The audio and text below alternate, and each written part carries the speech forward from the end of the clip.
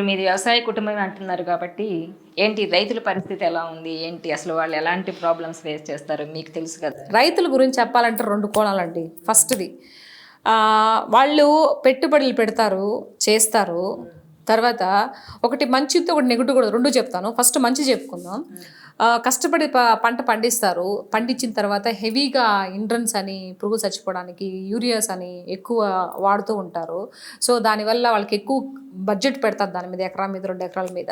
తీరా రేట్కి వచ్చేసరికి రేట్ తగ్గిపోతుంది. సో ఎవరెవరికో ఇప్పుడు సినిమా టికెట్లు పెంచడానికి ఇమీడియట్లీగా తీసుకుంటుంది ప్రభుత్వం.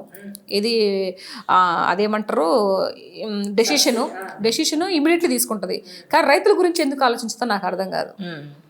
సో ప్రభుత్వం రైతుల గురించి కూడా ఆలోచించాలి.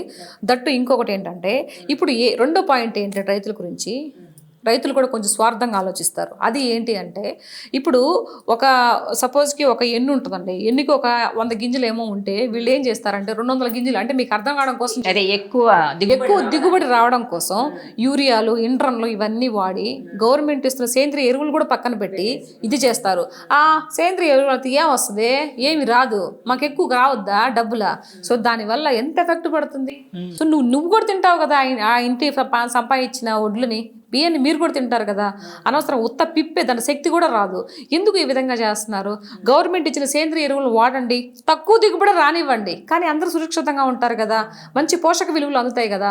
అలా కాకుండా దాంట్లో ఇండ్రన్లు ఇవన్నీ కొట్టి యూరియాలన్నీ వాడేసి అదంతా ఇదైపోయి అన్ని కలుషితమేనండి. తినే కూరగాయల దగ్గర నుంచి పప్పు ధాన్యాల వరకు బియ్యం వరకు అన్నీ కలుషితం అయిపోతుంది. మీలా ప్రతి ఒక్కరు ఆలోచిస్తే ఈ హెల్త్ నిజంగా అండి అలాంటి రైతుల ధోరణి ఏదో మారాలి.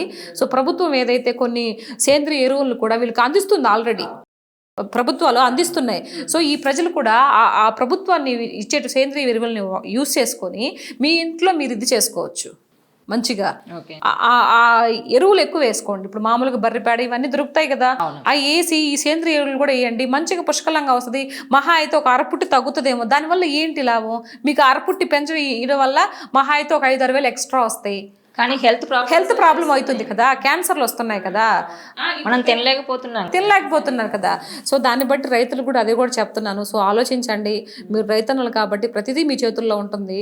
సో కాబట్టి సేంద్రియ ఎరువులు వాడి ఎక్కువ ఆరోగ్యాన్ని పెంపొందించుకోవడం కోసం మంచి ఫుడ్ తినండి. కూరగాయలు కానీ ఆకుకూరలు తీస్తే యూరియా వాసన అంటే తొందరగా రావడం కోసం వేస్తారు. ఒక కోడి చికెన్ ఎప్పుడో 60 రోజులు 70 రోజులకు రావాల్సిన కేజీ చికెన్ రావాలంటే 60-70 రోజులు పడుతుంది. కానీ వీళ్ళు ఒక ఎన్ని రోజులు, ఒక 20 రోజులు 30 రోజులకే రావడానికి ఇంజెక్షన్స్ వేసి దానివల్ల ఎఫెక్ట్ పడతలేదా? ఇప్పుడు ఎందుకండి అంత ఎందుకు? ఇప్పుడు మన కళ్ళ ముందరే కనిపిస్తుంది. మీ బిడ్డలే కనిపిస్తున్నారు కదా. మీ ఇంట్లో బిడ్డలు 10 ఏళ్ళకి 11 ఏళ్ళకి పుష్పోత అవుతుంటే మీకు తెలియట్లేదా? ఎట్టుపోతుంది సమాజం? ఆ మాత్రం అర్థం చేసుకోరా? 13-14 ఏళ్ళకి అవ్వాల్సిన అమ్మాయిలు 10 ఏళ్ళకి 9 ఏళ్ళకి కూడా అవుతున్నారండి. అది మీ ఫుడ్ కాదంటారా? చికెన్లో పెట్టడం వల్ల బర్రికి మొత్తం తీసి ఇదేస్తే దూడకి ఇవ్వాల్సిన పాలు మొత్తం మీరే తాగేస్తూ ఉంటాయి. మరి అది ప్రాబ్లం కాదంటారా? సో ఇవన్నీ కూడా ప్రజలు తెలుసుకోవాలండి. తెలుసుకొని మారినప్పుడే సొసైటీ మారుతుంది. లేదు అని అంటే ఇంక ఇలాంటి అనర్థాలు జరుగుతాయి. 9 ఏళ్ళలో ఆ పిల్ల మెన్షన్స్ డేట్ వస్తే అమ్మాయి ఎలా సర్వే అవుతుంది, ఎలా అమ్మాయికి ఎంత అవుతుంది? అవేర్నెస్ మీ కళ్ళ ముందరే కనిపిస్తుంటారు మీ బిడ్డలు, అయినా మీరు మారరు. ఈ వీడియో మీకు నచ్చినట్లయితే please share, like and subscribe.